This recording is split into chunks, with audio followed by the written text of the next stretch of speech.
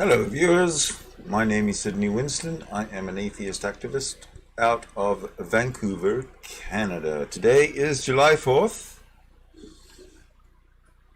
It's a Sunday.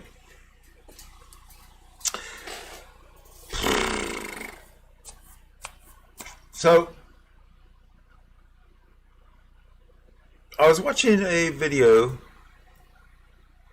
not that long ago by my friend, hopefully I can say that, Esther, the African Humanist, and she makes an excellent number of points in her video, which she entitles why Christians are losing every day.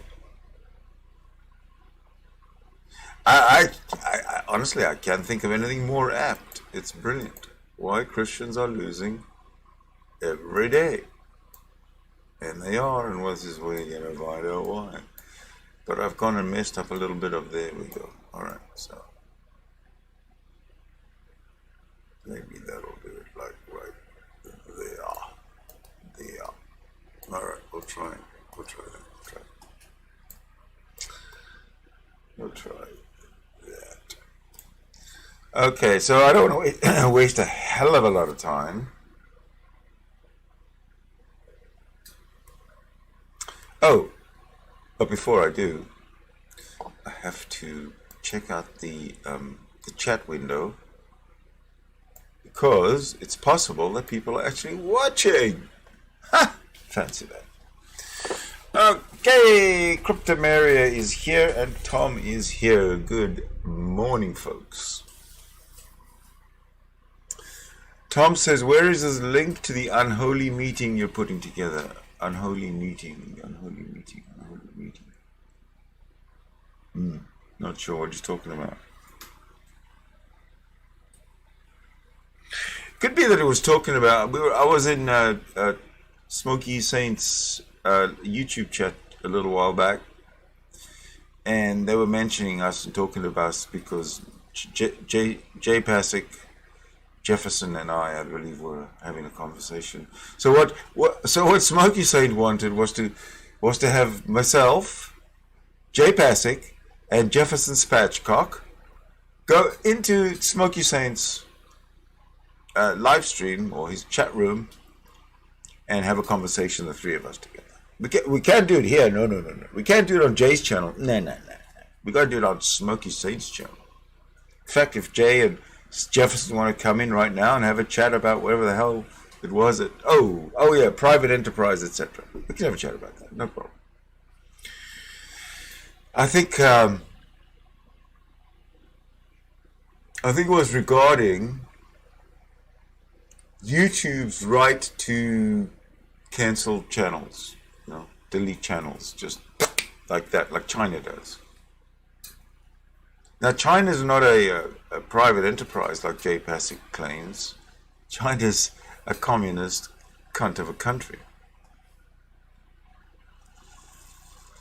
Maybe I'm a little too harsh on China, but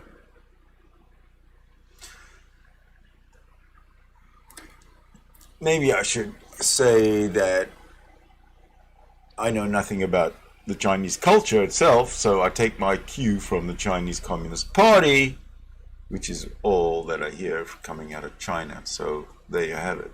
How else am I supposed to judge the Chinese if I can't see them or talk to them or integrate with them? Or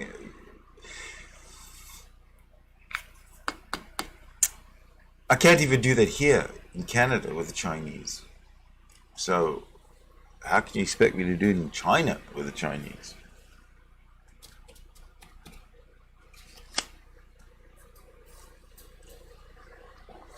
Oh no, I'm not going to go Smoky Saint. Smoky Saint can ask for entry here, but I'm not even going to entertain asking Smoky. So, did you hear that Jesus is Lord lost his channel? YouTube nuked his channel. Now, I'm not a fan of that at all. I don't like the fact that YouTube just nukes channel. That's what China does. That's not what you expect here in the free in the freedom, in the free atmosphere of North America. You don't expect that. But China has gone and done that. And America's, YouTube's doing it. Is YouTube China? I'm getting all confused here. However, to get back to the point, and the point is that of Christians are losing every day. I love it. So Christians are losing every day, and Esther is going to tell you why, explain to you very, very, very succinctly, very astutely, very clearly why. I gotta find Esther. There you are. All right, Esther, welcome to the show. Even though you're on video, I hope you do join us live. That will be lovely. But in the meantime, why don't I present to you one of Esther's best videos? That's what I'm very proud to do. Hello and welcome back. It's the African Humanist, and you've seen from the title why Christians are losing every day. Now, before I start, you must understand one thing. I was a Christian myself, and I was losing every day. So, what you're about to listen to is me. I was losing every day, and this is what the typical Christian is losing at every day. And I am hoping that if you're a Christian and you watch this, I hope that you would use this as a way to judge whether you really want to carry on believing. It's not in any way to put you down. It's not in any way to rubbish you. But it's time for you to wake up. It is time for you to wake up. So, let's get into it. Point number 1. Christians live in fear. You live in constant fear. You hear Christians say, I am God-fearing. They fear God. They fear everything that walks. Everything that creeps, they fear. Fear controls you as a Christian. You live in fear of your God. A lot of people are it's like in a toxic relationship. If you are in a toxic relationship with somebody, you're afraid of them walking on eggshells. Because you're afraid, what's going to happen? What am I going to do with this person? Are they going to, do something to me? Constant fear of hell. And in order to serve God, you've got to be God-fearing. The fear is everywhere. Number 2, the fear of hell. Christians are losing every day because of the fear of hell. Bear in mind, not every Christian believes in hell. Some don't. But for the ones that do, the fear of going to hell that you have been taught. But I want to just say that what Esther's about to say, what the point that Esther's about to bring up, it is brilliant. There's no getting around it. There's no loopholes. There's no Christian loopholes to jump through.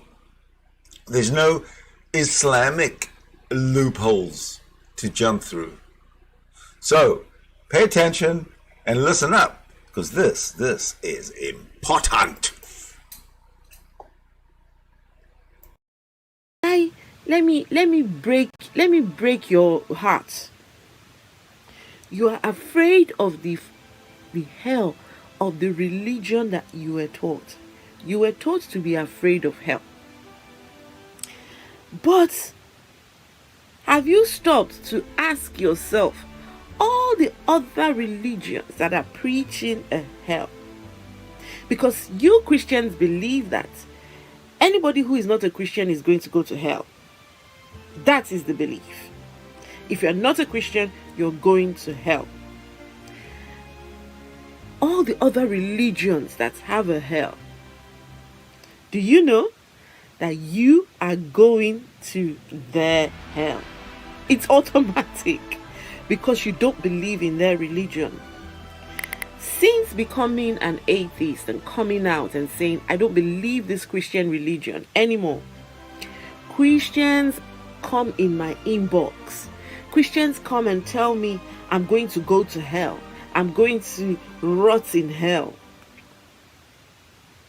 Listen, you are going to the hell of the religion that you do not believe. It's automatic. Automatic. So you live in fear of hell. Well, you're afraid not to go. But automatically you are going, whether you like it or not. You might not go to the Christian hell, but you'll go to the Muslim hell and the other hells, the religion's hells that you don't believe in. What a sad thing. Anyways, number 3,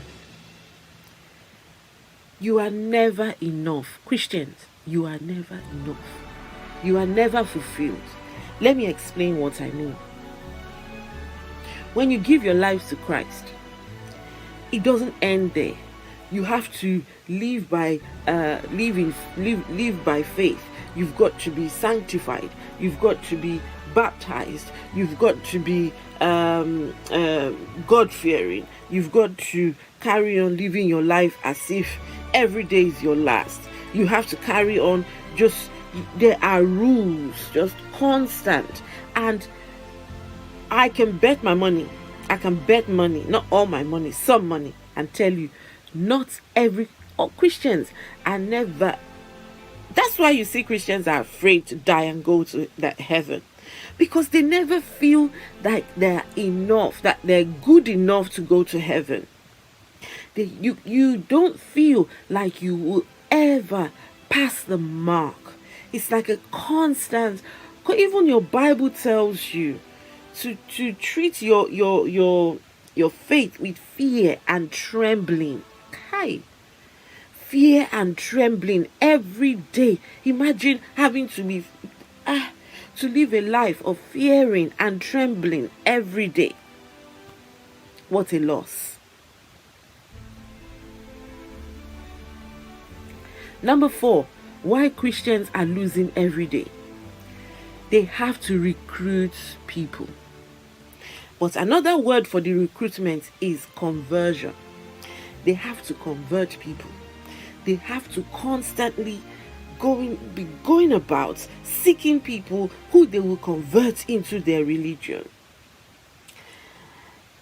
In case you didn't know, the Christians, when I was taught that the number of souls you're able to convert equals the number of mansions you will get in heaven. So if you win 1 soul, you get 1 mansion.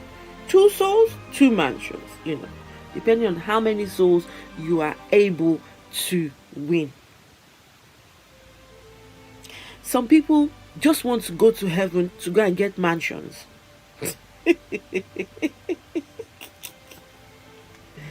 And so they have to carry on recruiting people. They want to depopulate the kingdom of the devil according to them. And so the drive to recruit, drive to, some of them do some ridiculous things. Some, oh my goodness. Anyways, what's a losing battle? Number 5, they live by the dictates of a book. A book tells them how to live their lives. A book tells them how to behave. We don't need a book telling us to be good people. We are naturally good people. naturally. It's innate. We seek to be at peace without a book telling us what to do. But Christians have to live by the dictates of a book. But guess what? In that book, there are poems, the Psalms. Those are poems and psalms. Christians are living according to the dictates of poems. Somebody wrote a poem thousands of years ago, and now Christians are living according to somebody's poem. Some books in the Bible are letters. Apostle Paul wrote a letter from, he was in one place and decides, I'll write to the church in Corinth. Hey church, I hope you guys are okay. Just sending my love to you people. I hear that you people have a little bit of problems, but this is what I think you should do. And I think you are, if you do this, you'll be good. Thousands of years later, Christians are living by the dictates of another man's letters. Also in that book, there are the book of Revelations. Somebody had a revelation. Who knows what this person was smoking when he had his revelation? Who knows? Because apparently he was on his own. For all you know, the man might have lied and came and, because some of the stories in Revelations are just out there ridiculous. Monsters with 7 heads. And nobody dared check him and say, what were you smoking? What were you drinking? Who was there to test what this man was doing? But no, these people live by the dictates of a man's revelation. Somebody had a revelation that was never verified, never fact-checked, nobody questioned, and now, thousands of years later, some people are living by the dictates of a revelation. In fact, doctrines have been built on another man's revelation. People have calculated, from this man's revelation, so and so, we think the rapture, this is what he means, the rapture will take place, and it is laughable. And that's why it is a losing battle. Number 6, they believe that you cannot be good without God. Oh. Are we going to tell them? Let us tell them. You can be good without God. Well, the God of the Bible at least. The God of the Bible at least. You can be a good person without the God of Isaac, Jacob, Abraham, and all these people. Did you know that Abraham was a slave trader? Abraham bought and sold slaves. Your father Abraham was a slave trader. It's time you people wake up and smell the coffee, honestly. Number 7, they believe in a story of Jesus because a book says so. Outside of the Bible, where is your evidence that Jesus existed? Where? Tell me, somebody, tell me. Where is your evidence that Jesus existed? I bet you can't tell me. But you have believed it. You have believed without evidence. Christians out here believing in the contents of a book without evidence. Laughable. And finally, Christians are constantly telling atheists that we are going to hell. But they are going to the hell of the religion that they don't believe. And more fool them. This is not to disparage anybody. This is not to put any individual person down. But when you feel the need to come and preach and proselytize and to, you know, puts people down because they don't believe, you are losing it's a losing battle. And it is time for you to wake up. You have believed things in a book, no evidence whatsoever. No, you haven't fact checked anything. And the unfortunate thing is that you are feeding this to the next generation, your children. Your children now will take all. No, keep your children away from these things. These stories that you have not proven to be true. Stop taking your children and teaching them about hell. I learned about hell when I was a child. Taking us to all this to go and watch movies, how we're going to burn in hell as a young child. And you have not even tried to ask whether this religion is facts or not. Many of the stories are just poems, letters, revelation. Christianity is simply the gospel according to St. Paul. Paul has sat down, wrote letters to different churches, and you Christians have now come on to take that religion as your guide. Somebody else's letters. It is laughable, and that is why Christians are losing every day. Well, I'm the African Humanist. I'll be back again for my next video. Let me know what you think. And if you're not subscribed, please subscribe. Share the videos. Let's wake these Christians up one by one. Thank you very much. See you on the next one.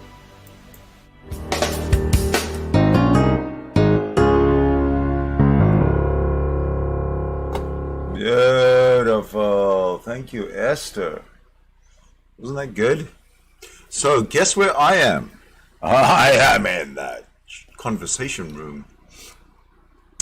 And I'm going to post a link to this, to said conversation room in one moment. As soon as my CPU allows me to do so. Oh my, you can even dial into this. I'll put that number in as well. But here is the link to join the chat, the discussion. If you have something to say, oh, you can see it. Look at that. I wonder if, yeah, there we go. I'll block it all, no problem. So yeah, join up. Let's see. Pin it. Right. Now, I did say there was some dial in. Look at that, eh? You can dial in. Alright, what's happening? More numbers.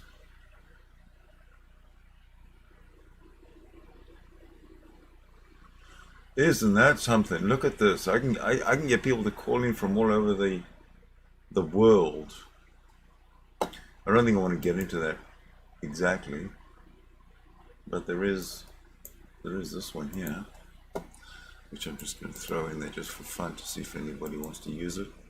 Check it out. Dial in. You can actually dial in to the show. I don't know how it works, so if anybody wants to give it a try, by all means.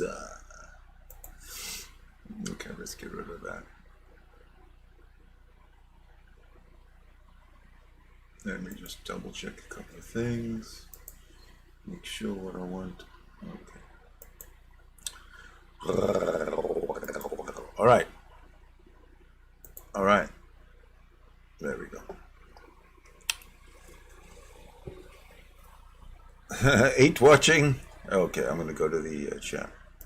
Here we go. Let's see how they're all making fun of me in chat. That's 8 watching. You're quite right. Oh well. Let me go see if there's any more uplifting news as I scroll up. I'm gonna go up, start again, recognize everybody in here because it's you that I do this for. Do you hear me? You. Cryptomaria Tom. I don't know. Hope you're still with us. Stephen Hawley. Hi. Stephen Hawley's awake. Yay.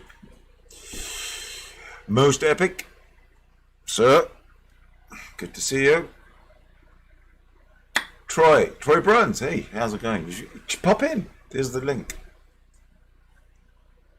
And carry on from yesterday.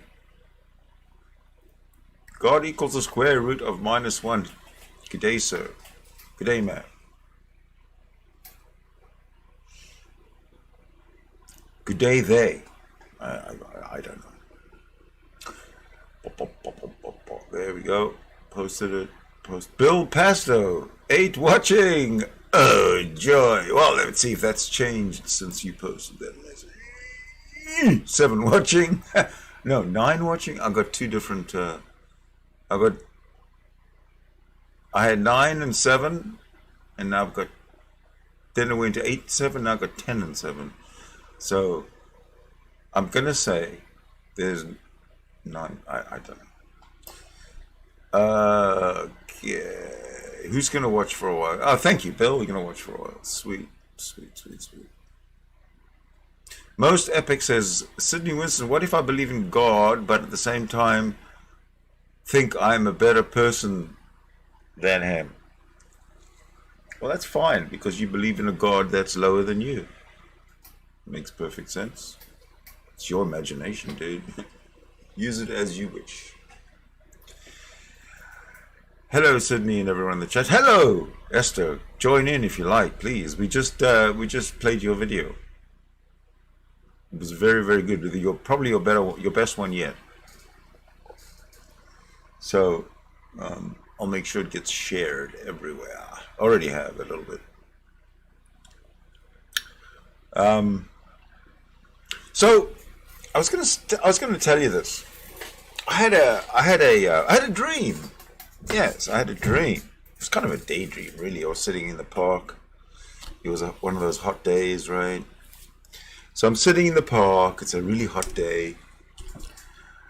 I'm sitting in the shade with my dog, and I'm sorry, I just cleaned something with my camera lens. And I'm sitting, and I'm just thinking about stuff, really. It's hard, and I'm watching people walk by, and I'm watching all the dogs, and my dog's lying next to me, and she's watching everybody, and she's watching, it was just a really nice kind of a day of reflection, I guess, right? You're in the hot outdoors in a park in the shade. It's kind of nice. And I was reflecting. And I don't know why. I don't know why. It just popped into, G-Man just popped into my head, and I went with it. So I'm daydreaming with G-Man in my head, in the park, with my dog. And my mind kind of starts to sort of make up a little, I don't know, anecdote. You call them an anecdote. And it goes something like this.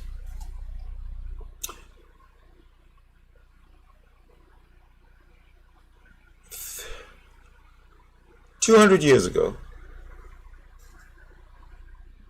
200 years ago is what? 1821. So 200 years ago, yes, it works.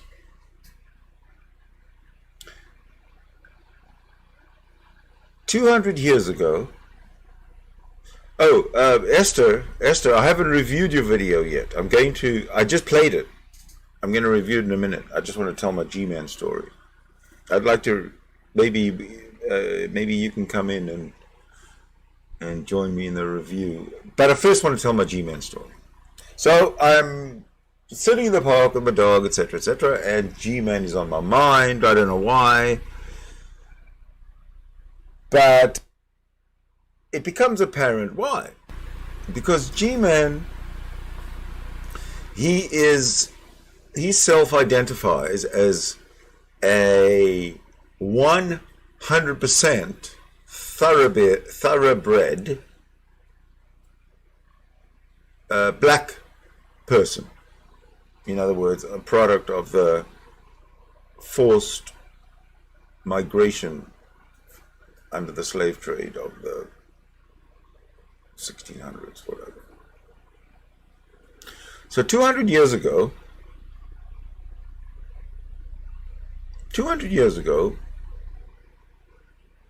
what were to be the ancestors of G-Man 200 years ago were slaving away on a cotton field in the South and being brutalized by the slave master, who was a Christian and a slave owner and a anti-humanist, and had no empathetic feelings or empathic feelings for other human beings that were not in his parish. And even then, I wonder.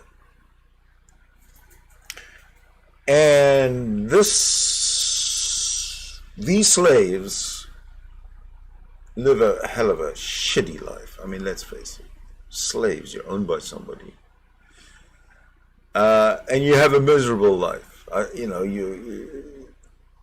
There's humor in misery, as was evidenced in the concentration camps during the Second World War, where there was a humor amongst the concentration camp inmates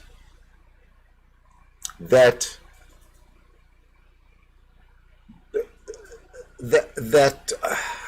helped with the hurt. It was there. I've read it I've got books about it, a book about it maybe. But anyway,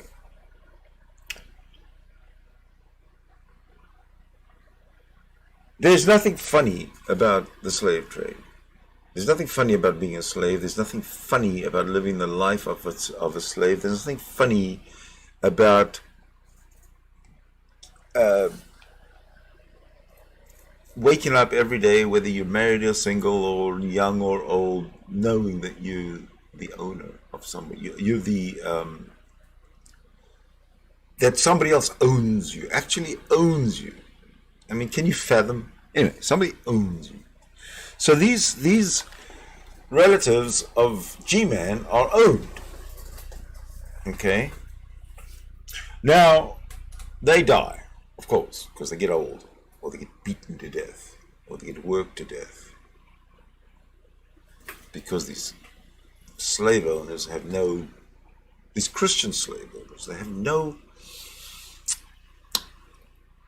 idea that people who are not Christians, who are not white, who are not their inner circle, for example, they have no idea that these people actually have emotions and feelings and sensitivities and all the human attributes that they have.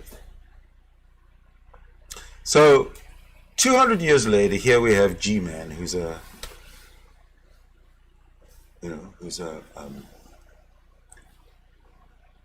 product. These people who died 200 years ago are now G-Man's ancestor. These product who died at the hands of the white Christian, bigoted, racist Christian. So I'll say it again because it's very important that they Christians. And here G-Man is living the life, preaching the doctrines of those very same Christians who oppressed and murdered and tortured and made life miserable for G-Man's ancestors, the Christians who did that. Now, if those ancestors could see what G-Man is doing today, they would freak. So I don't understand.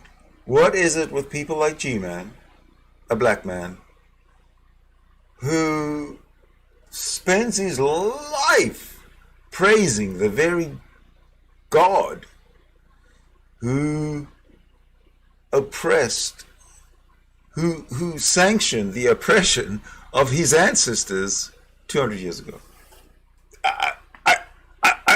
Can somebody explain to me? I'm going to go look in the chat because this is almost beyond me. Let me go look in the chat. Shit. Put these on. I can't get them. There we go.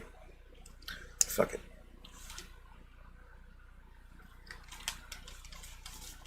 There we go. Actually, there we don't go. Because this is just revealed to me how dirty these lenses are. Hold on a second. Hold on a minute. Got to clean the lenses now because I have a reference as to how dirty they are.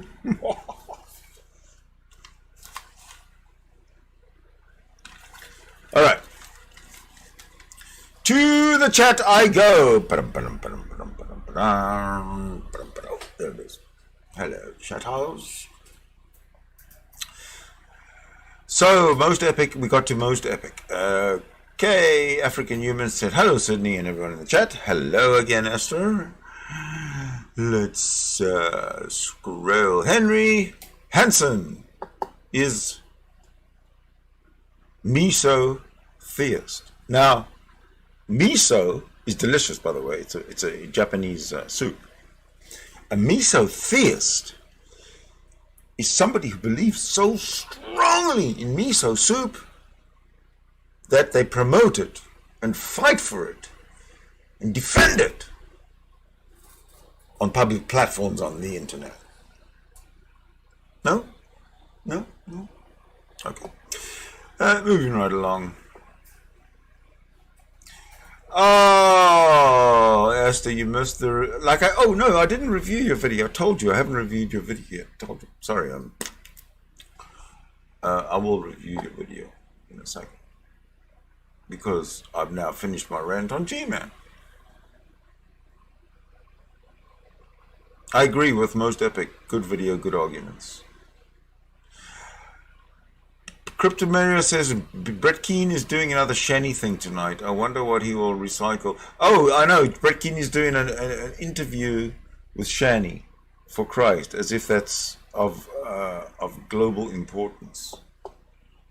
Shani for Christ is gonna say, well, everybody's against me, and I don't like. Actually, okay, I'll tell you one thing.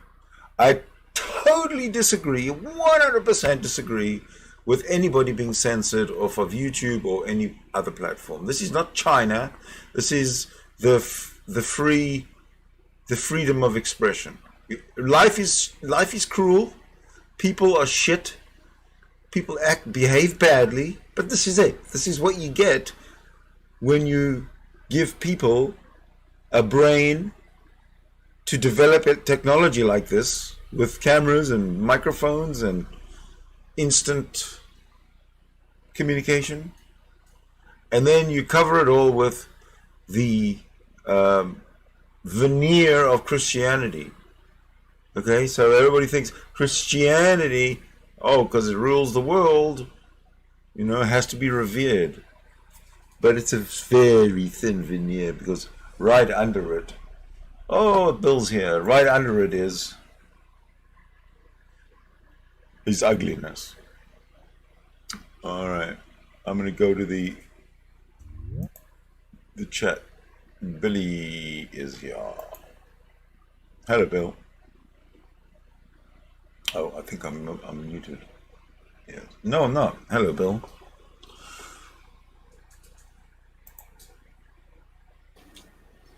Hello, Bill.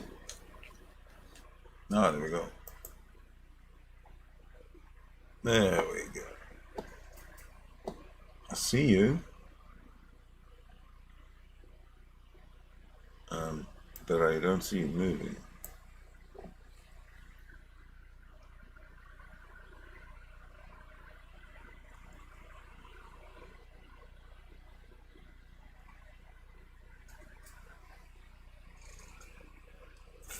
Could be that I'm having,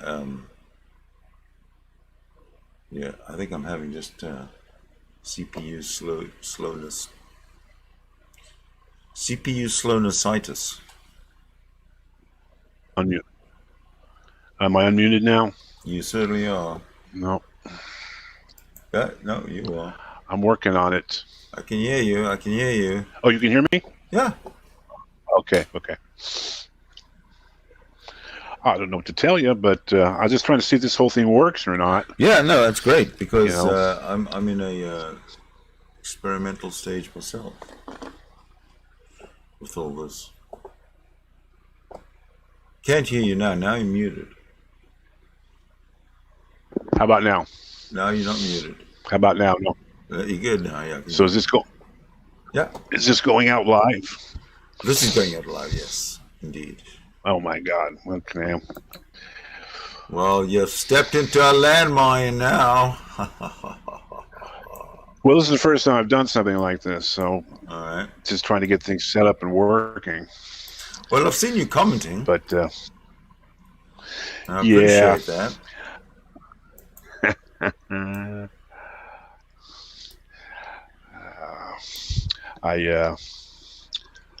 I get all wound up about Darth. Oh, you do you? Do you think he's a troll or like a real sort of a something or other? I don't know what you can call it. Well, do you think he's monetized? No. You don't think he's making anything off of what he does? No. Okay, I wouldn't know how that works. I'm not saying he's not making anything of what he does. I'm saying he's not making anything out of YouTube, which is where everybody pretty much goes to catch his stuff. Not through him, but through other people who are making money, who are monetized. I get the Tom Rabbit clips. That's what I. Yeah, exactly. Me too. But I get frustrated because I don't feel that the atheists who are discussing with him effectively answer what he's talking about. Well, he doesn't let them. Well, that's part of it, but what happens, I think, Bill, is that all the atheists, they say, well, what you're saying might not be true. Maybe it's possible, but it's certainly not evident. And as soon as they give them that, they give Darth Dawkins it's possible that your God exists, then he jumps all over them. Yeah, well, when they ask him are you an atheist? Do you believe in God? And they say, I don't know. Yeah. The answer is no. I don't believe in God. No, it's that's the answer. Exactly. The concept, first of all, you can't define God sufficiently to make a decision about what you're agreeing to believe in. Yeah, but he throws a definition of God at you. He says God is defined as the ultimate arbiter of all things possible, and he just makes up some shit, right? The ultimate is this way. Fundamental is this way. He's asking for the highest and lowest. Well, in the middle is zero, right? Which is nothing. So there's your God. There you go. Yeah. So he's asking for a synonym. He wants an atheist to give a synonym for what God does when you say you don't believe in a God. If you say it's not necessary, he says, well, if there's no God, then you can't reason. There's no intelligibility or anything like that. And the answer, the question is, what is the fundamental quality? The fundamental of which all facts are referred or all facts are a reference to. And I boil that down to this occurrence. Okay. Occurrence is the most effective word we can use. That which occurs is something. That which does not occur is nothing. And that's the fundamental. Now, let's talk about it as a universal fundamental. That which occurs is either observed, but you have to have sentience to observe. So you have actuality is what I call it. Actuality is that which occurs irregardless of being observed. Okay? You have things that occur that are observed through sentience, and there are things that sentient beings cannot observe, but they still occur. And then there are the things that do not occur, which are nothing. So I don't think it's a circular argument, because if it occurs, it's something. If it doesn't occur, then it is nothing. That's not circular. I don't think.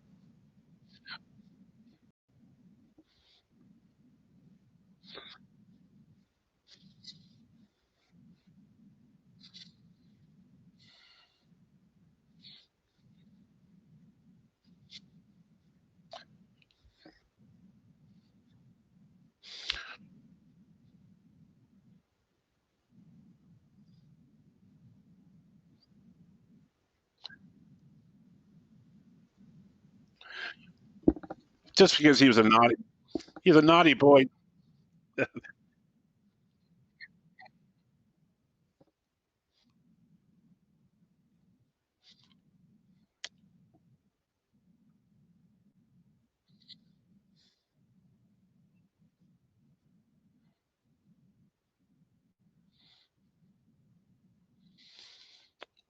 Well, that's why. Well, whether or not he's a naughty boy or not doesn't really affect whether his argument, his argument.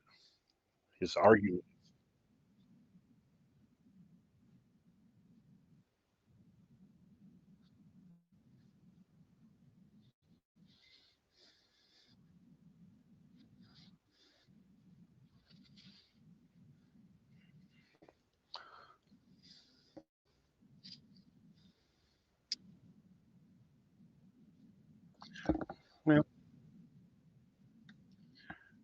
did you see the movie Cartoon with Charlton Heston?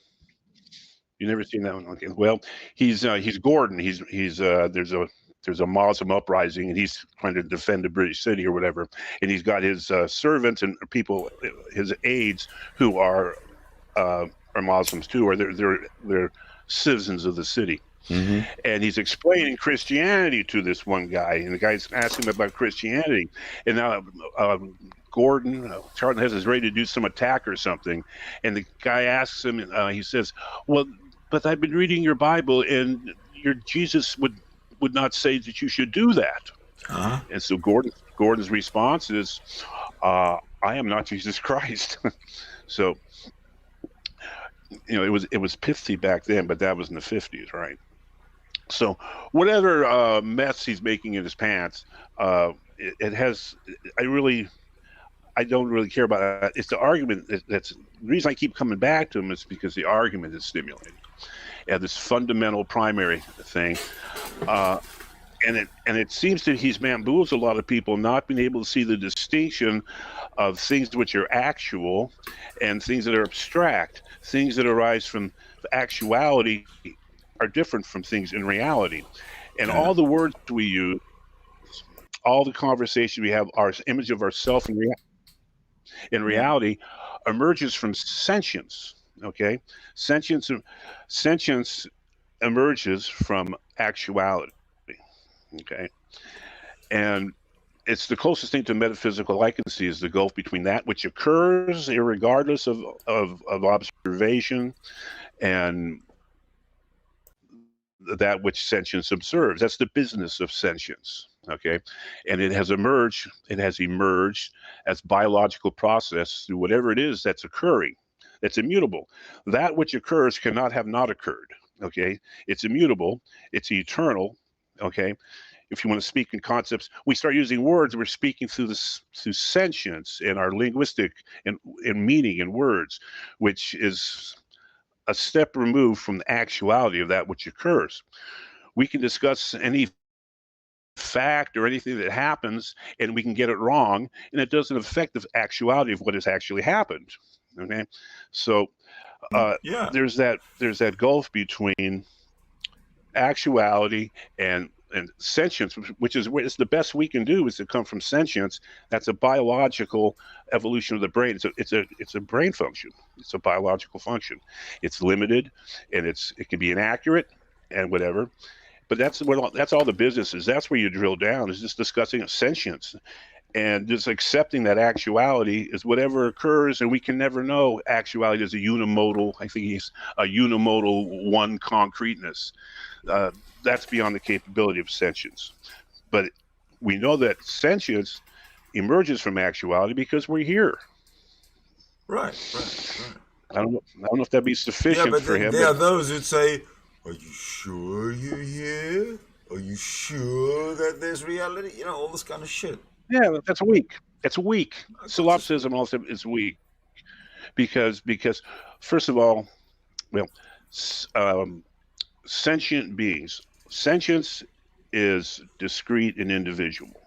Mm-hmm. Okay, so we can only know what's going on in our sentient faculties, our faculties. Okay, but the business of sentience is to communicate and associate our experience with other sentient beings, with other Maybe, sentient yeah. beings. Yeah. That's what meaning. What is the meaning? What is the purpose of meaning? It's a communication between individual and discrete sentient beings. Okay, what value, what need does God have for meaning? If He's omniscient, what does He need words? You know, What what it's it. what what is the use of God if he's invisible? Well, the concept of God doesn't get off of square one, is what I say. Okay, let's talk about if God is perfect. What is we can define perfect from our sentient point of view as being that which is in no need of change.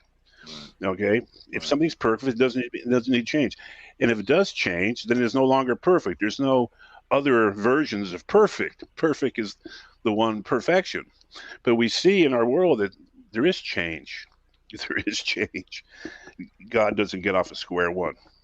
It's Yeah, amazing just how Christians when they preen themselves all over nature. Nature's so wonderful, you know. The flower and the arrangements are perfect, and the snowflakes are perfect, and everything's perfect and perfect. So godly, it's designed so perfect.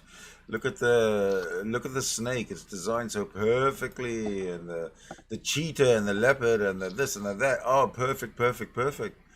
Oh, humans. That's some humans. You got some faults. Yeah, and it's all your fault too. Did you have these faults? perfection.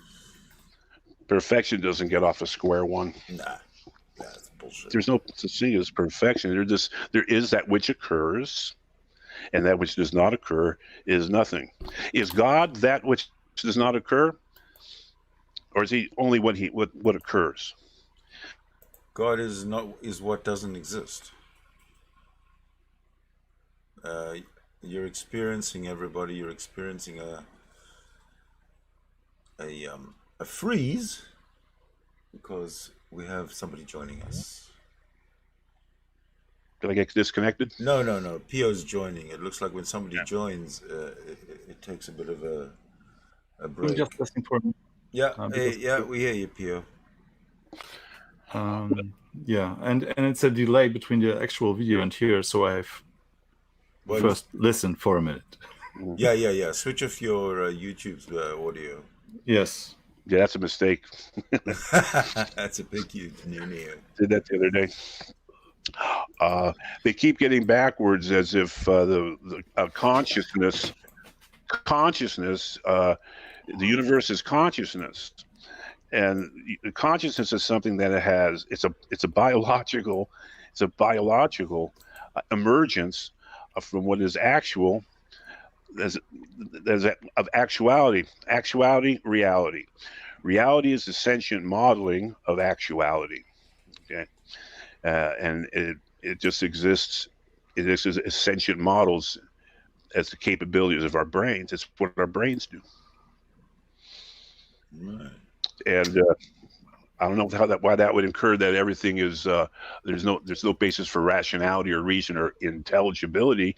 These are all descriptive terms, which is all we can do as sentients to communicate, is these terms that describe things, and they're variously accurate or inaccurate. That's what the truth is. Truth is the accurate description of that which occurs. I guess, yeah. Yeah. That makes sense. Mm-hmm. Well, which means that the Christian's version of truth, which doesn't make sense, is false. Yeah, we had to define the term what is truth, right? Because you made a very vague definition of it. Who did? I'm sorry, I didn't get your name. Bill Pasdu. Bill. Pasdu. Sorry, I've been mispronouncing it. Yeah. So the truth is for me like something which can be demonstrated to be true. Yes. Sometimes with not only with empirical evidence, it can be also demonstrated with philosophy, but this is very, very bad way to demonstrate things. But demonstration, when you're demonstrating evidence, these are all presentations between sentient beings. Okay. Truth is all words that we use. These are sentient constructs in order to communicate and associate our sentient experience. Okay, but that emerges. Sentience emerges out of actuality, which has no observation. It's either observed or not. It's just that which occurs, or if it does not occur, then it is nothing. Yes, but can something be true without us noticing it, or without us even being there? You know No, what I mean? Lots of things No, happen it's like actual. that anyway. That's actuality. That's what I'm talking about. Things are actual. That which occurs, occurs. That which does not occur is nothing. And truth is what sentient beings do to describe it and communicate it to each other. Sentience is down the road from actuality, and sentience is what constructs reality as reality is a model, as a sentient model, as a mental model. It's done through the brain. We can't be the things. We cannot be. Of course. I mean, I agree to your stuff, but aren't you saying things like, without us being here, there will be no truth and no reality, because everything what we take in as a reality is just because it's a construct of our communication? Or am I misunderstanding you? Not of our communication, of sentience. It's what sentience does. Can you imagine an actual universe with no sentience in it whatsoever? My difficulty is now sentience. I have to find out, because English is not my first language. I have to look up the definition. What is exactly the meaning of it? Well, I say it's what the brain does. It's self-awareness. It's what's in our minds and our awareness that we are conscious. It's our sentience. The difference, rocks are not sentience. Rocks have no first person. Okay. You don't ask if you ask a rock how it feels about politics, the rock is not going to respond. Okay, so there's not going to be no sentient communication. Okay, so you have. I got lost on that. Okay. Yeah, it's okay. Yeah. But still, I have the feeling that you are saying that everything is existing because there are sentience. But if you say that there is a rock and it is not sentient, it still, I would not say exists in the same meaning, but it's still there. Does the rock? Yes, it's actual. It's actually there, but not unto itself. Not unto itself. So what's required for reality? Where reality emerges from, where existence, the word existence is a description. Anything descriptive, okay, is the business of sentience, which is separate, and it has emerged subsequently from actuality. Just the fact that which occurs, that which does not occur is nothing. I mean, that's the fundamental. You want to get into all the particulars of morality and no. all that. That's all later. That's much later. That's what sentience doing. Sentience is a big thing, but it's not the fundamental. As far as Dawkins was talking about, the primary fundamental from which all facts derive. Facts derive as descriptions of actualities by sentient beings. Yeah, I don't agree with his fundamental source or everything, because like 10 minutes ago, you said something about God, and it was not the same description as stars will use it as the fundamental source, which is the source of every fact, and we can refer it to, and blah blah blah. This is like just some thing, or how he does reason it, but he God is the big, the Darth. God is the big soup from which everything that could ever be is floating in the bowl. Okay, I mean, it's cartoonish. That kind of concept of a God doesn't get off a square one. And in the hyperbole of declaring it perfection, and extending it beyond all accountability. Yeah. Oh, Yeah. now we are back to the delay where I wanted to join, because it was exactly the thing when people describe as perfect, and you said it doesn't need to change or have to change, and this is what's perfect. But does it include the when God changes his mind? Because according to the Christianity, God changes his mind, and therefore he will be not perfect. Very convenient. Yes. Well, all God-based religions are snake pits of weasel wordmanship. And things break down to the extremes of the meanings and the definitions we conjure for them to fit. So things will change as needed. When the hairy handprint of man smudges the immutable word of God. I read the Bible. I tried to read the Bible. I couldn't get past Judges, or whatever it was, when they're killing everybody in the cities. They acquiesced to the Jews' demand, and then they killed everybody in the city anyway, and they killed their cattle because they were unclean.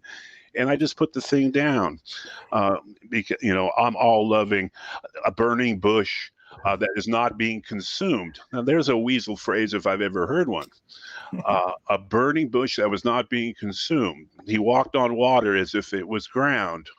I just, it's faulted because it's ancient, and they're doing the best they could, I guess, with the agenda they were on so many thousands of years ago, But we have better material to base our thinking on now to understand how things are.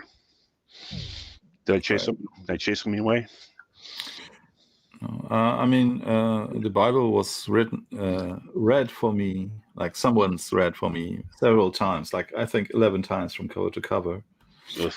And then I tried it on my own, and I couldn't get past, I think, the first page, and I throw it away.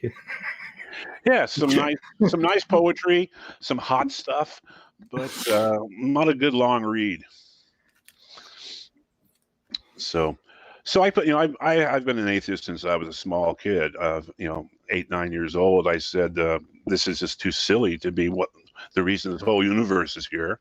Talking snakes. And it just was silly. So I started thinking in other terms. And through the years, I've had discussions with lots of people about it. And it's about religion and believing and stuff. And it always boils down to what you choose to believe in. It's some of my family went religious, and it boiled down to it's what you choose to believe in.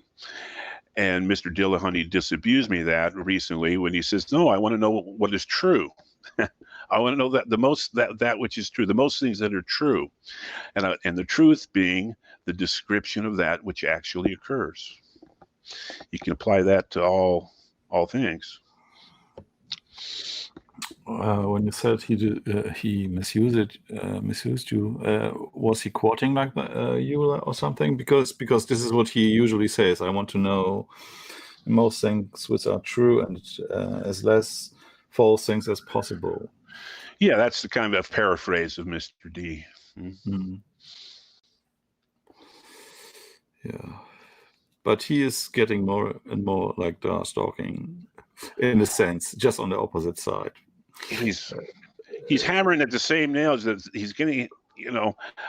I used to be the chairman of a tenant organization, and people come to me with their problems, and I try to fix and improve the quality of life. But after so many repetitious, you have to reinvent the wheel just to get to the basic problem solving of what you need to be thinking about. It wears a person down. So it also attracts, it's also good for attracting listenership. I like to hear a good Matt Spank, when he goes off on somebody. But he's only human, so he's had his off moments. But he's one of the most lucid people I've heard, and presenting the atheistic of, atheism, just trying to clarify atheism. I'm not going to say he's a mouthpiece for a atheistic religion or something. No, he tries to keep it in perspective. It's personal choice, and it's about what it's about. It's about there's not enough evidence to conclude whatever this concept of God, which is not fully defined anyway, but it just there's not enough evidence to affirm it. Isn't it like everything just imaginary? So like every concept of God was just like an explanation for stuff we didn't know, and the more we know, yes. So this is how I see it. And there'll be also people who are 100% believing in some fairy tales, and because they need to. I watch the conversations and I wonder, what is it about the lucid things that Matt is saying to them that these people don't seem to get? It doesn't click in their minds. And it seems they think that if you abstractly think about something, that it is actually really something. Like an explosion occurs. Okay, and then a few minutes later, you remember the explosion, as if that explosion is the explosion that when you're remembering. It's not the actual thing. Okay, it's just memory. It's memory and vivid memory. But that's all. It's these people think that if something can be abstracted and thought of, that it must be somewhere. It must be actually being something somewhere, and that doesn't add up. But don't you think? I'm hoping I'm not derailing the conversation. Don't you think that some people believe in God because? Like the God belief is something which is important for evolution. Like you have fear of the unknown or something, and like that. There's this famous example. People are running through the woods and they hear a sound, and everybody who hears it and thinks it's an enemy and runs away, those guys survive. And those guys who don't think, or they try to find out, in some cases they can be eaten. So the people who are frightened and thinking there is something, they survive. And this is what causes people to believe in God. Yeah, but now what we do is when we go out into the woods, we have a couple people on watch. Okay, while we're around sleeping around the campfire, we have someone standing guard so we can affirm if something's moving out there. We don't have to pick up camp and run away because it was just a strong wind that blew over a dead tree. It wasn't a lion. Okay, I mean, we're coming up from the mud, making it up as we go along, and we're doing the best we can. Okay, but we're working on it. So these things that were God of the gaps, these things that were explainable only through divine action, they're answered by science, satisfactorily answered by science. We're trying to improve better. It depends on what we're thinking, but what the vector of our thinking, what we're trying to deal with, what the task before us is. Yeah, we should have survival down by now, although we now inflicted upon ourselves through war and such, but that's all got a direct line as to the conditions of things before. But we should be coming to the light at the end of the tunnel for that kind of thinking, just as we've evolved as a species, okay, and as a social species. But every time we see light at the end of the tunnel, we keep adding more tunnel. So.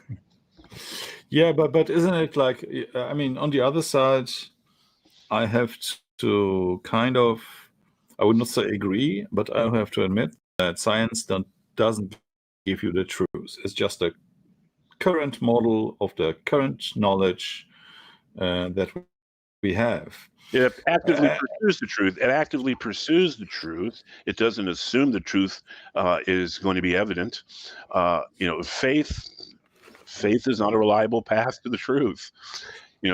Yeah. I mean, faith on the other side doesn't give you any points where you can see the truth. You could still come out okay. You could come out okay as a faith. I was called a happy-go-lucky kid because I didn't think about a lot of things, and what I thought was just the way things were.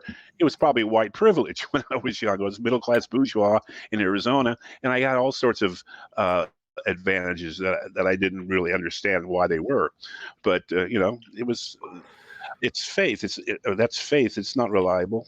It's not reliable to actually confirm the truth. What do they have faith in? When you say you have to have faith in God, what is the eventual confirmation of what their faith is? You die, and then you're in heaven, or you're in the presence of God.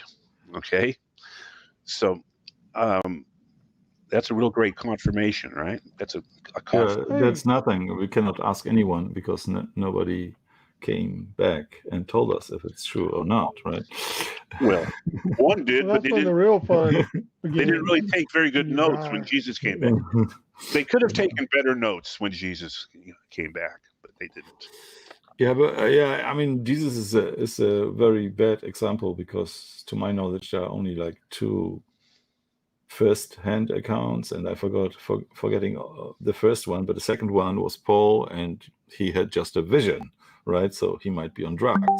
So there are only 2 accounts where the whole Christianity is based upon. Well, they worked on that thing for hundreds of years before. I don't know. I'm not a great historian, but the Council of Trent or something, 1300 or something, was when they codified all that together. And this is the official story. And it was all tweaked, It was all tweaked. I was thinking about oral tradition, and I was thinking about the idea that the printing press was the death knell for Christianity and for religions, because previously oral tradition was always true at the time of its telling, and there was no way to confirm that it had changed or not from the generations before. Okay. Yeah. And so every time it was told, it was the entire story, and it was the truth of the story. And if other people started changing it, other people didn't know, and after a few generations, if it caught on, it was still fairly unified, probably. But once you started having a printing press, well, they made scriptures and stuff, but that was all kept secret to the church elders and stuff, or whatever they called them.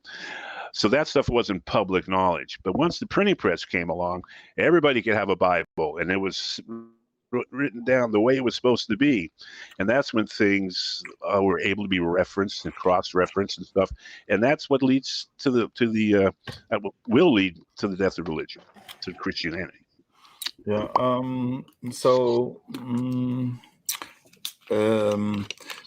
Are you just saying that was the press because it's like the technology? Yeah, but the codification of unchangeable holy word. But very or many Christians they are pointing out that the scriptures didn't change that much, in the whole they are the same. I mean, we are not talking about Islam now, which they will claim that never changed, but of course it did. But like some fundamental Christians will quote the Dead Sea Scrolls, but they have, of course, not knowledge about every Dead Sea Scrolls. They just pick up the stuff they want, and you can see that, for example,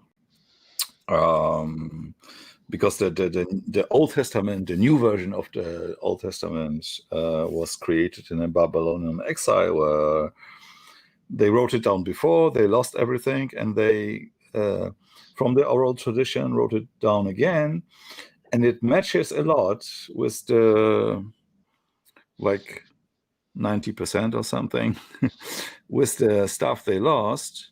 But of course, the 10% it doesn't match. It totally it's the opposite of what they believe.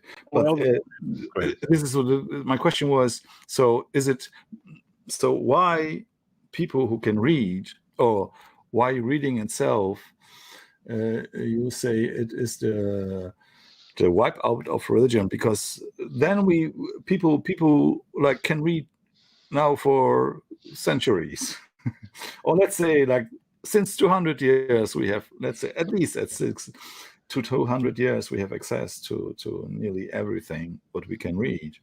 But there are still people and which are believing they are going to be fundamentalist, and really instead of reading everything and getting knowledge, it's exactly the opposite is happening. Kind of. People immersing themselves in their bubbles. It's like and so there, there's a vast amount of activity of people just going through all that stuff. It's like reading the technical repair manuals of old air conditioning units that are no longer produced anymore. I mean, all the information is right there, but air conditioning has changed. Air conditionings have changed now, so you need to read. There's better, or there's more current information is what deals with what's real. When you codify the scriptures, it throws all that stuff in place, and any kind of technological advance and change shows it up for what it is. It's people that were doing the best they can to fill the gaps of what they did not know, and to impose an ultimate authority to control the membership of whatever the religion was, the thinking, the values, and the behavior of their membership. And that's what the Bible is. It's just it's an eternal. It's an agenda for unifying the membership. People who. Okay. It's a business scheme. It's good business. Yeah. It's a business scheme. It's a business scheme. It's got a designated, 10% of everything you make, contribution figured in, and it tells you that like a preacher's worth is higher, and it makes it confuse. It's more confusing. A Philadelphia lawyer couldn't have wrote up so much bullshit. Well, it's got centuries of infrastructure to build up as far as the system of their business, but it had some lean years. Christianity had some lean years early on, but by the time of the Inquisition, I think it was rolling along as pretty good business. Well, hey, look, they're hurting right now because you see their formula when they start tweaking their formula and their message continuously. They're probing because their current message isn't holding their audience attention. Yeah. So last time I was in a church, they had laser beams and smoke, and they had women in tights dancing on the stage. And I thought, man, this is, and they were, at least they could have been attractive, but they were all fat. Ooh, hey. They weren't even attractive girls.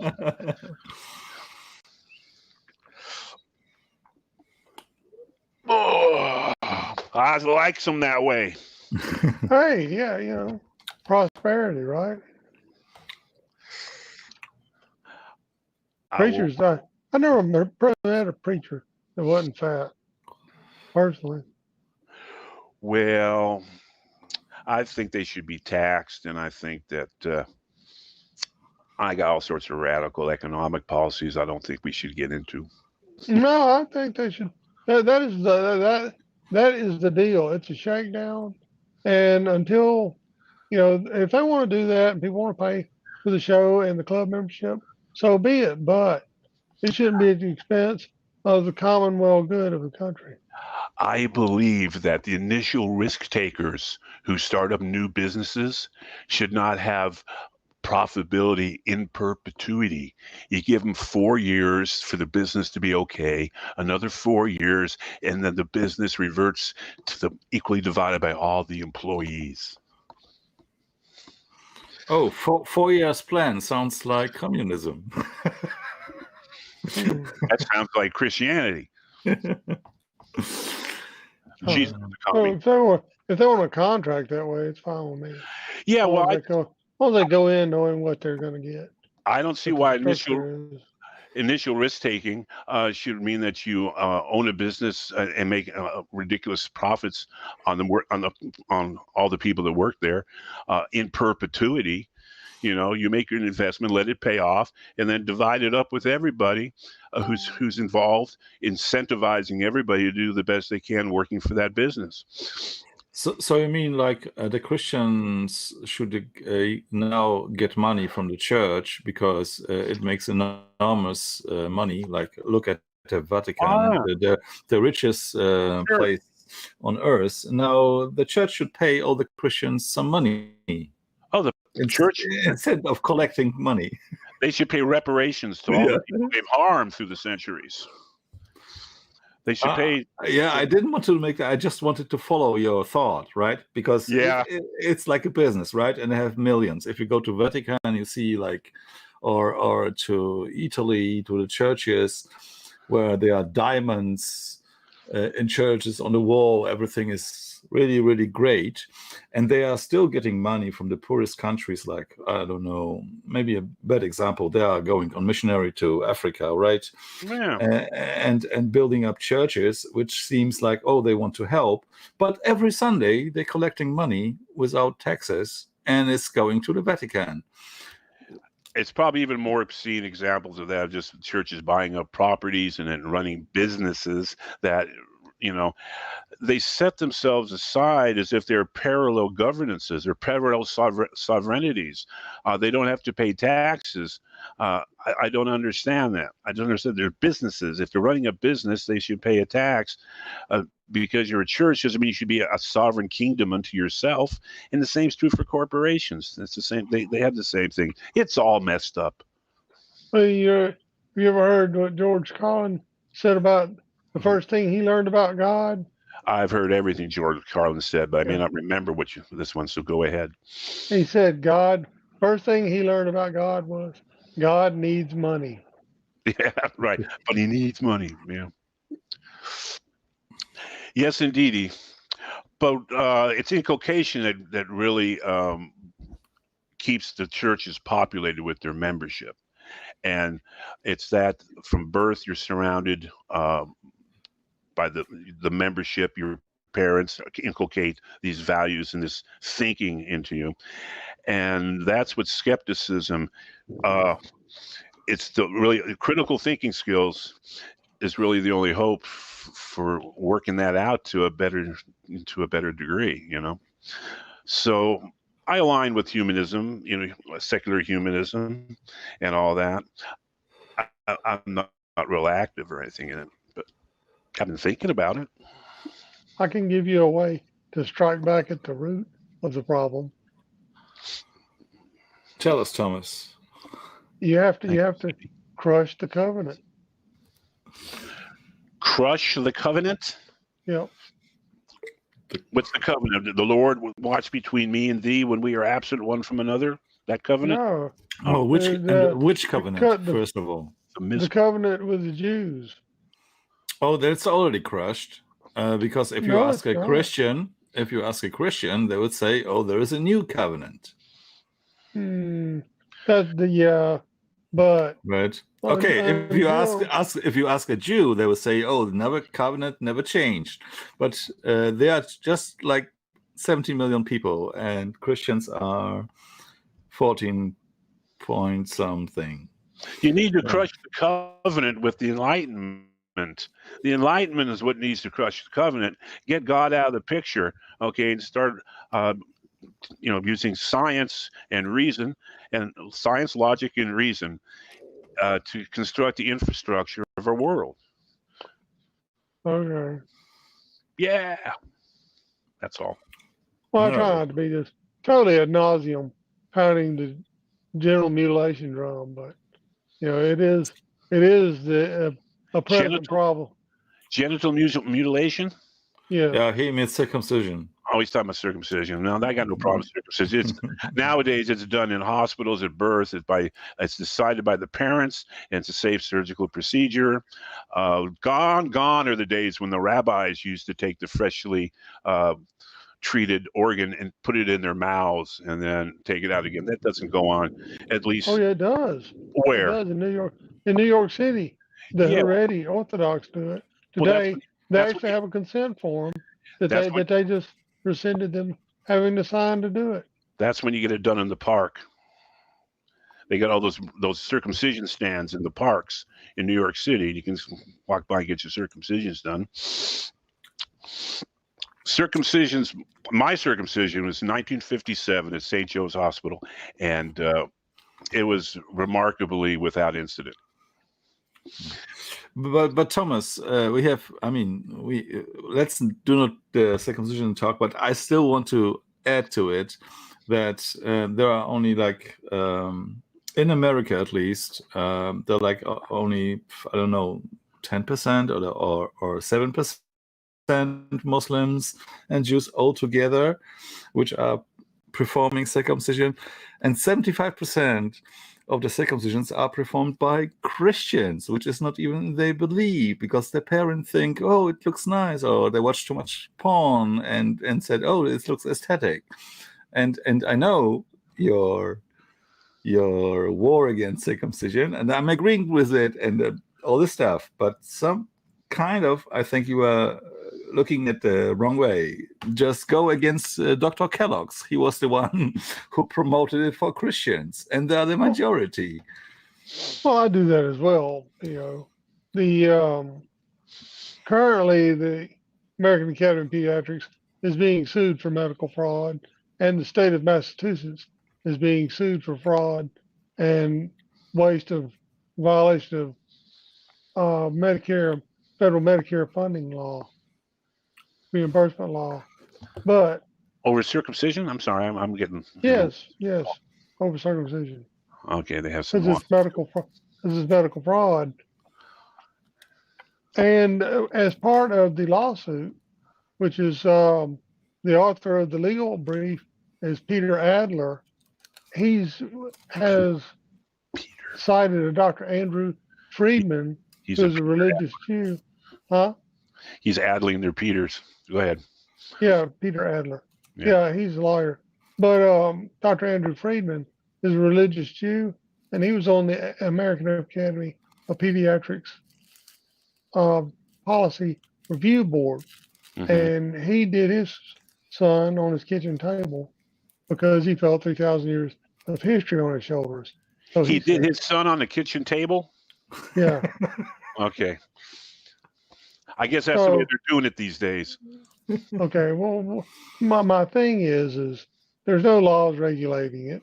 And they don't, anytime anyone tries to obstruct it or bring any reason to the argument, it's always reverted back to a religious right, RITE, that should be protected.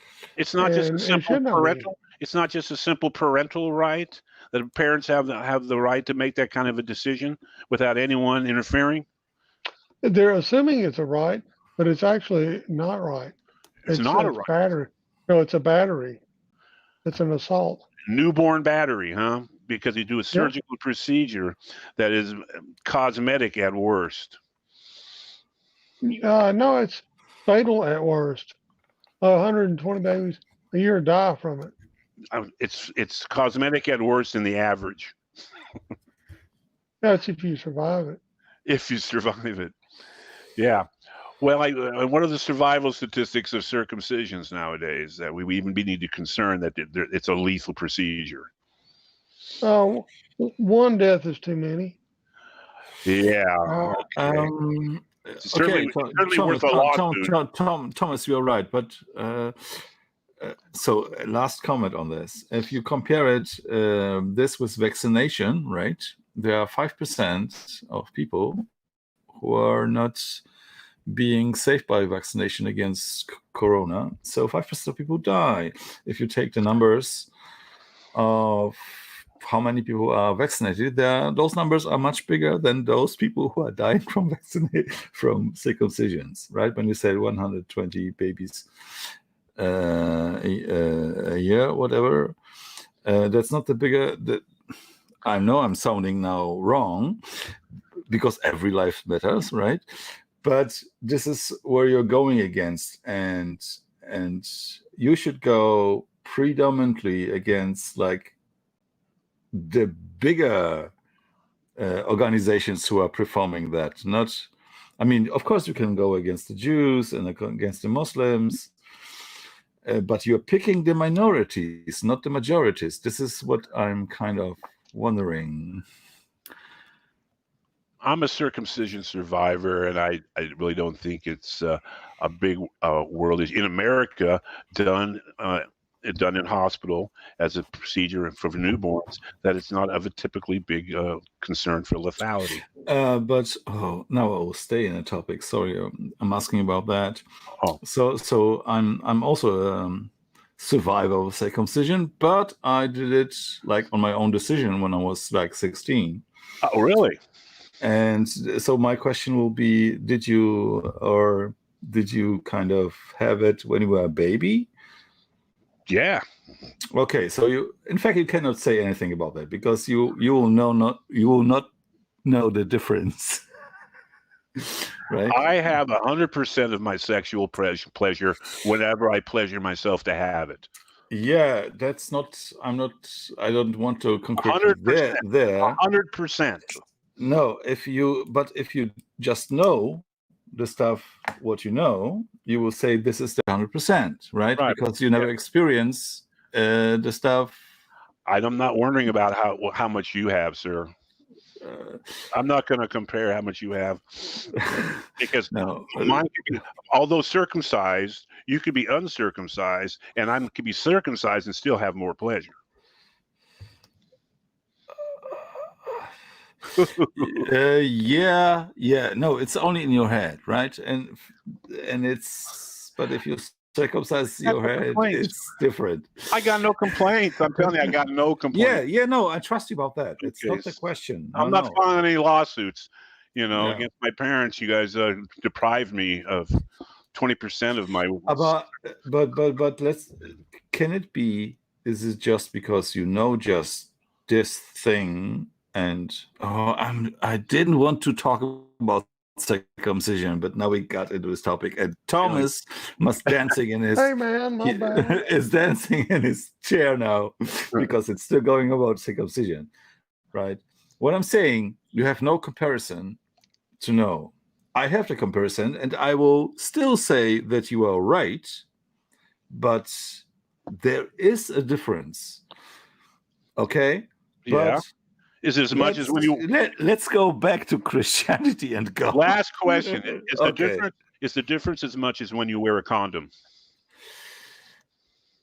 Yeah, at least. Okay. Yeah, minimum. Yeah, it's a lot worse than that. Circumcision is worse than wearing a condom. The deprivation is worse than wearing a condom. I want to see the studies. I need to see studies. Yeah, I can.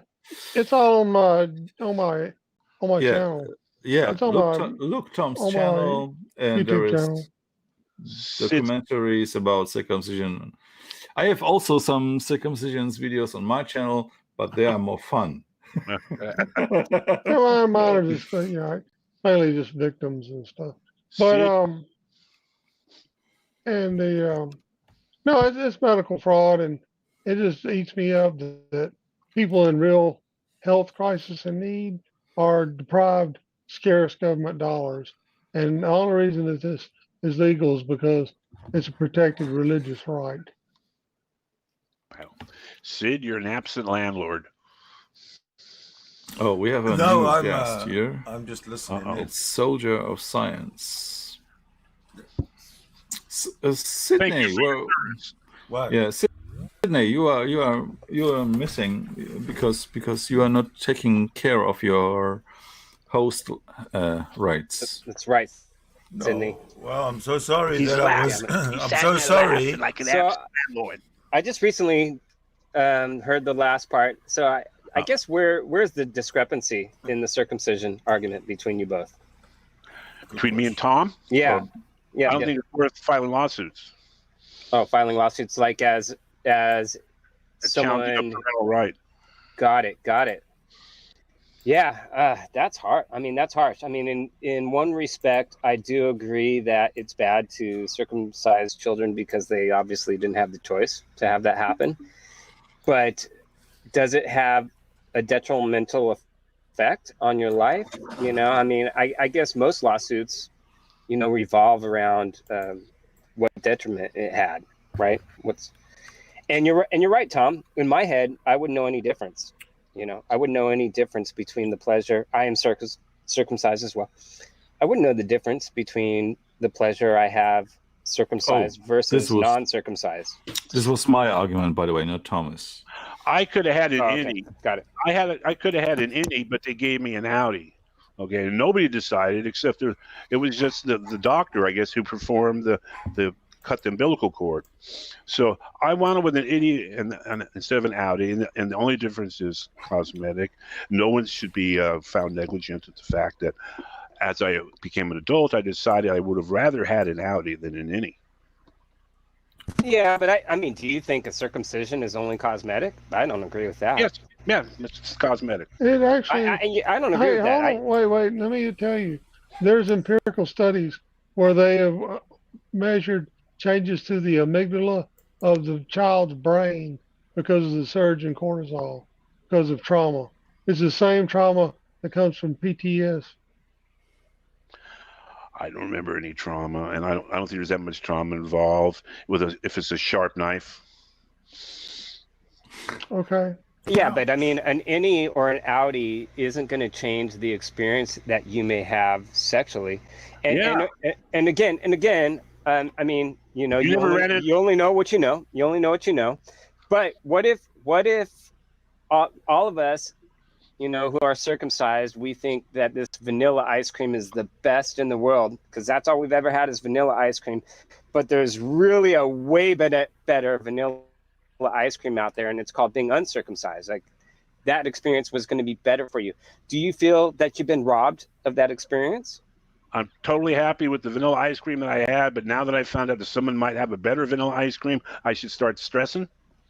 I'm not saying that. I'm just saying, Exactly hey, I'm saying, do you find that if you were robbed of a better physical experience, an experience that you could have had, and you were robbed of that as a child, I mean, are you going to feel bad about that in any way? Probably not, right? Non-content. It depends on where I currently am at and what I'm doing. Are you entitled? Are people entitled to have the best physical experiences all through their lifetimes? I mean, shit happens. That's just life. The dynamics of life. You know, you can't be stressing on all that. Pick your. What is it? Don't sweat the small stuff. And sure. Most of it's small stuff. Okay, so now that you know that as a humanist, you probably would be better off letting a human make decisions for itself at a certain age.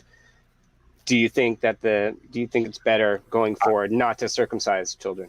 I don't think that my parents' decision to have circumcision done to me is a continuing issue. It's a continuation of my life. Sure, not your parents, but do you think future parents now? Oh, cheapers. Yeah, I don't know. It's up to the parents. I just think. No, but is it the question is it's about we just put away the experience vanilla ice, right? We're just now talking about, because it's like the same as when the parents will decide, oh, it's better looking if you just have 4 fingers on your hand. Right. Yeah. So from this side of you, right? Are they allowed to do it, or is it morally okay to do it? So that's the question. It's not about now if you can grab still with 4 fingers and do everything what 5 fingers people can do. Because you can still play tennis, you are a little bit slower at the keyboard or something. A little bit slower with a missing finger.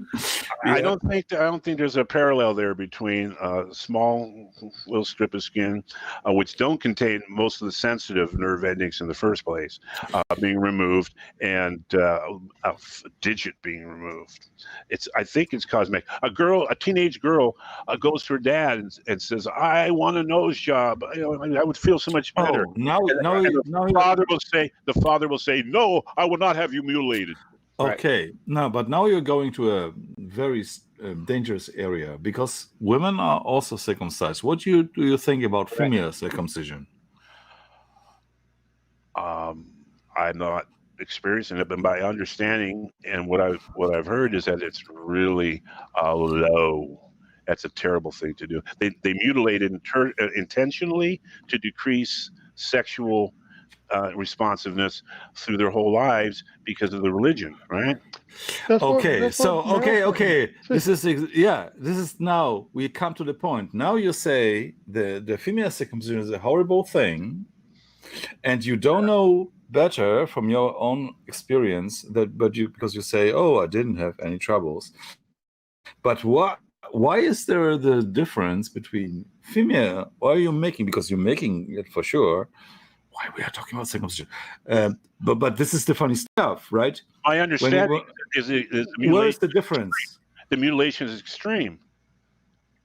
There are, of course, 3 different female circumcisions. 4 different. Four. Educate me. I don't even know the anatomy down there. I don't know what's there to be trimmed or not. So you tell me. What are the 3?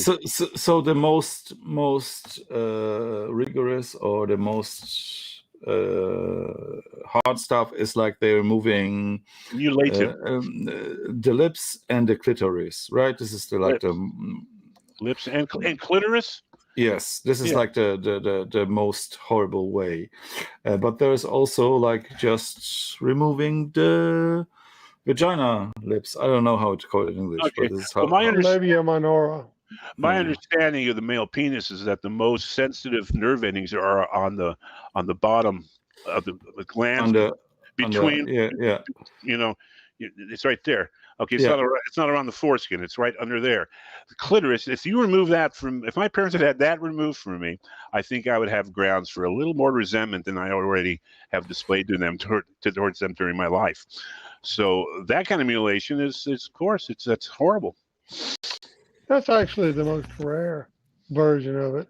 The most common version. Thank God. And in all honesty, it's the same exact argument, because even if that was removed from you, your experience is still the only experience. I will not put my guitar out because I don't want a camera. It's still only the experience you know, and so therefore, the sensitive part right there.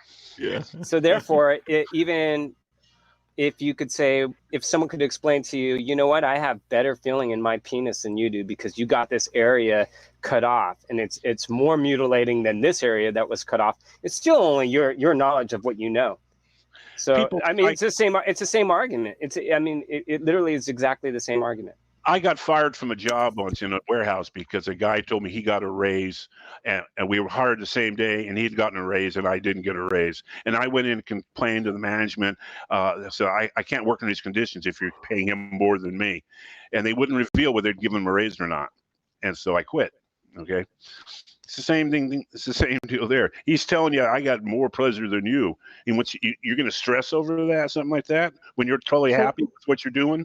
No, okay, but that's what I'm saying back to you, is that you can't then argue, well, that it's more extreme for a woman. You can't argue the same thing, because her experience growing up is still going to be her experience, whatever level of pleasure that is, or even lack of pleasure. She has nothing else to compare that to. Yeah. And so your arguments are virtually the same. So you can't say, well, you know what, my understanding is that women, it's more severe because they have a different experience. No, to yourself, your experience is what you experience. You can't compare it then to a different experience and say that experience is better or worse. But you're perceiving it as worse. You're perceiving it because it looks like it's worse. I mean, it's literally the same thing as saying, is getting your ears pierced when you're a year old, is that bad? Ultimately, what the argument comes down to as a human, is it right to change the body of another human physically, while they're young enough to not remember it? And is it okay at that point, because they don't remember it, and their experience might change, their experience might change. And I'm saying probably not. You probably should wait till someone is old enough so that they can make that decision for themselves. Yeah, it's a consent issue. But actually, there are a lot of babies that die from it, and there's a lot of males that lose all their sexual function regularly. It's not even reported. It's a real serious problem in America. Well, I think if the young boys in the choir have lovely voices, they should be castrated so that they won't lose that beautiful tone. Oh man! I mean, it's perfectly fine with me. If I'm a devout follower and appreciating a good performance. You're about follow of Sopranos. It's a consent issue, but it's going to move forward eventually. You can get people. You can get people to consent. Consent is not the issue. No, yes, it is the issue. You can get the child castration. cannot consent. How can you get a consent from a Why baby? Not? Because they cannot consent. You cannot inform a baby of the risk of genital surgery. You tell the child, if we let us circumcise you, you will know from the tree of knowledge. And well, that's okay, different. Go ahead and do it. Okay. Well, that's Are you going to blame that child? That's silly. No, you blame the parents. Or the one with the blame. Charles, 8 days old. Charles, the child 8 can't days even old. Speak at that point. Exactly, 8 days old. So it is to the purview of the parent to make these kind of decisions. No. Right. Currently. Okay. Now, if you're going to have, it's got to be stopped. There's nothing to stop. There's nothing to stop. I assure you, there's nothing to stop. Take it from me. There's nothing to pretty stop. Bad. You can stop you it. want to deal with sexual pleasure, the amount of sexual pleasure as possible. You just got to loosen things up, bring in more nerve endings in different locations, and make it easier to obtain the goal of your. Yeah, that wouldn't be my argument in any way, shape, or form. I mean, probably not. The argument is on the YouTube stream, Sydney, and he's not here. Like I'm because I have two screens, right? I can see Sydney talking on the YouTube, but not here. I am here. He figures this is my first time on here. He's figuring I'm gonna steal the show or something. I don't know. No, I am here. What do you mean? What do you mean I'm not here? He does have a guitar. He does have a guitar, so there's a possibility of that. Are these guys not hearing me? Oh. I'm a Frank Zappa fan. I don't think they're hearing me. He changed something. Oh, I can see. This is a new app, a new platform that other than StreamYard. Jitsi. I've never used before. I've never seen it. Yeah, I've never used it. No. This is Google Meets. He's like back to the roots. Well, Sydney had 10 people watching, and then he posted a link, and I clicked on it to see if my camera works, and everything works, and now here I am in the thick of it. So I'll mute myself and listen to the live stream because there is Sydney there, but not here. Yeah, well, I'm probably going to go. How did we get into circumcision anyway? We were talking about actuality. I brought it up. I brought up the covenant. Maybe I'm autistic, simple-minded, but I follow the legal philosophy of fruit of poison tree. That is not going well. If you break what the whole covenant, what the whole religion is founded on, the validity of it. That room is just wait. I'm not sure. Full allegiance, but it's based all of Judaism and Christianity and Islam is based on. It's going crazy on me. Oh, there we go. Let's see if we can recover this.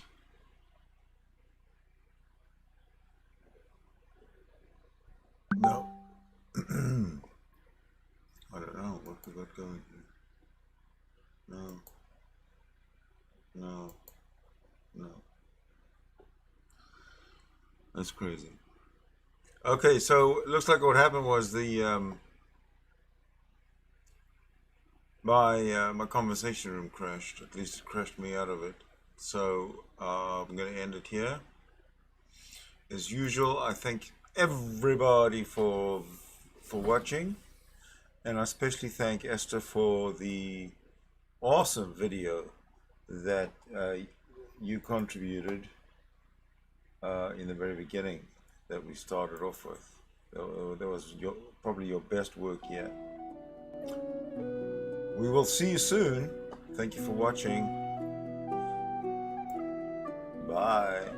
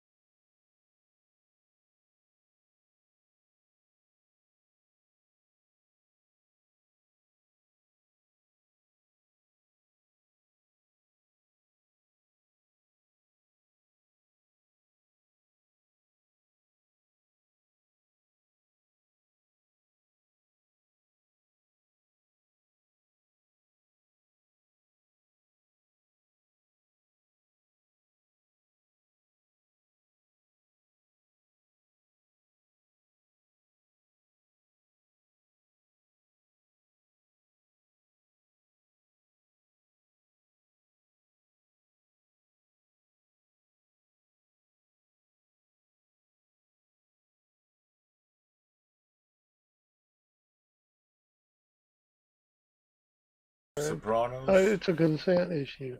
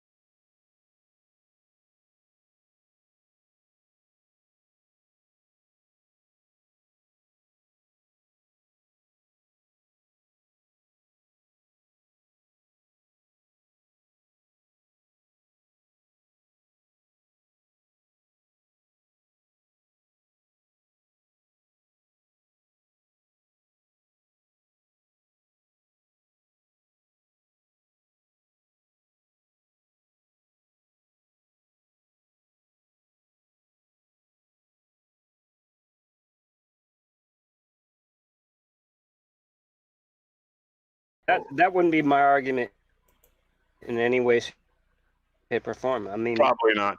The argument is on the YouTube stream, Sydney, and he's not here. Like I'm because I have two screens, right? I can see Sydney talking on the YouTube, but not here. I am here. He figures this is my first time on here. He's figuring I'm gonna steal the show or something. I don't know. No, I am here. What do you mean? What do you mean I'm not here? He does have a guitar. He does have a guitar, so there's a possibility of that. Are these guys not hearing me? I'm a Frank Zappa fan. I don't think they're hearing me. He changed something. Oh, I can see. This is a new app, a new platform that does the StreamYard. Jitsi. I've never used before. I've never seen it. Yeah, I've never used it. No. This is Google Meets. He's not. Like back to the roots. Well, Sydney had 10 people watching, and then he posted a link, and I clicked on it to see if my camera works, and everything works, and now here I am in the thick of it. So I'll mute myself and listen to the live stream because there is Sydney there, but not here. Yeah, well, I'm probably going to go. How did we get into circumcision anyway? We were talking about actuality. I brought it up. I brought up the covenant. Maybe I'm autistic, simple-minded, but I follow the legal philosophy of fruit of poison tree. That is not going well. If you break what the whole covenant, what the whole religion is founded on, the validity of it. That room is just wait. I'm not sure. Full allegiance, but it's based all of Judaism and Christianity and Islam is based on. It's going crazy on me. Oh, there we go. Let's see if we can recover this.